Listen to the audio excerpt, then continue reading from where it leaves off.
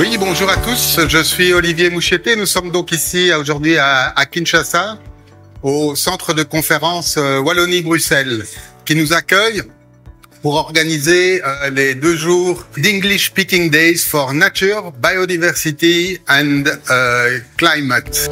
What is green economy? Why is it called green? What is the impact? Why it's not just, I don't know, ecological?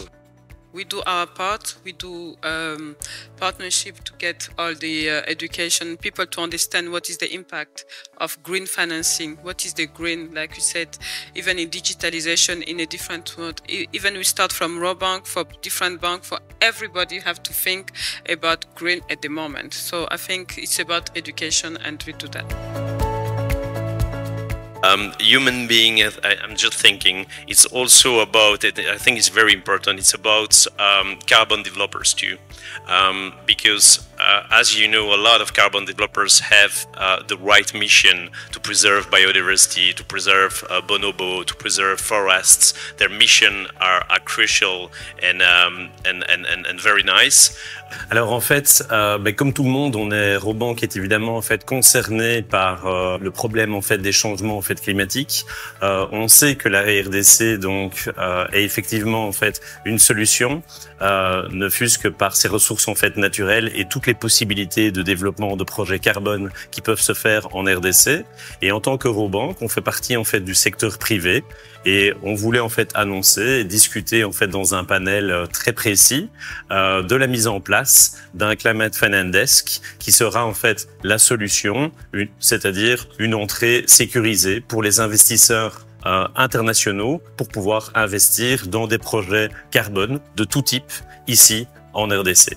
Tous les acteurs, que ce soit en fait les communautés locales, que ce soit les gouverneurs en fait des provinces, que ce soit nous en fait en tant qu'acteurs en fait dans le secteur bancaire et du secteur privé, que ce soit des écoles comme ERAIFT qui forment les managers en fait de demain et des managers qui seront en fait capables de bien gérer en fait les forêts, on doit tous travailler en fait ensemble, tous comprendre en fait quels sont en fait nos bénéfices, parce qu'il y a énormément de bénéfices en fait à financer en fait un projet carbone. Il y a bien sûr des revenus en fait à la fin, mais ces revenus sont aussi partagés avec les provinces, avec les communautés locales. Ça peut donner en fait un accès en fait à l'électricité et donc relancer en fait l'économie. Ça peut booster en fait l'économie en fait pour certaines provinces aussi. Et rien qu'avec le capital en fait des forêts, mais pas que, il y a vraiment en fait matière en fait à travailler en fait tous ensemble. On n'est qu'un maillon en fait de la chaîne, mais on est quand même heureux, voilà, de créer en fait ce premier Climate Finance Desk ici en fait en RDC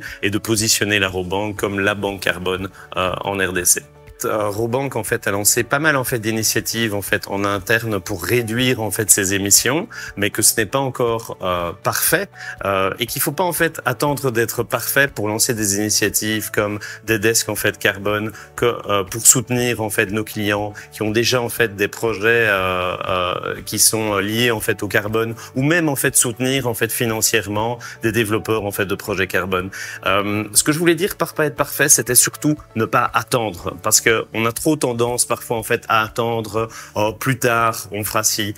Sur du long terme, il faut penser à la conscientisation, à l'éducation, à financer en fait des projets carbone, à conserver nos forêts, à faire de la reforestation. C'est toujours plus tard, mais il y a aussi des projets en fait carbone qui sont sur la durée, donc durée en fait beaucoup plus courte, et qui peuvent en fait apporter des revenus, des bénéfices qui peuvent être soutenus et qu'il faut mettre en avant et qu'il faut mettre en lumière. Et je pense que les médias en fait ont aussi en fait un rôle à jouer là-dedans, en mettant en fait en lumière des initiatives positives, des initiatives qui sont des succès en RDC autour des projets carbone. C'est important pour nous tous, c'est important pour la planète, c'est important pour notre génération, mais surtout pour les générations futures.